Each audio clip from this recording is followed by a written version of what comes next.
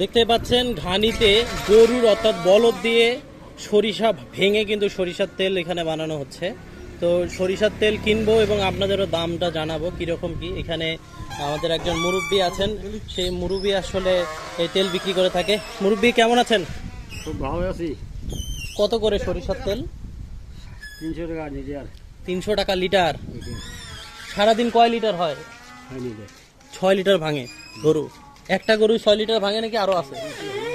দুইটা মিলি 6 লিটার ভাঙে।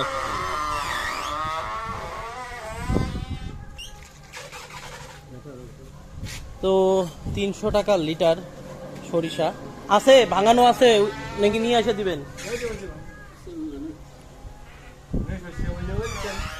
সরিষার তেল না ওইখানে কতটুকু আছে নাকি কেবল দিলেন?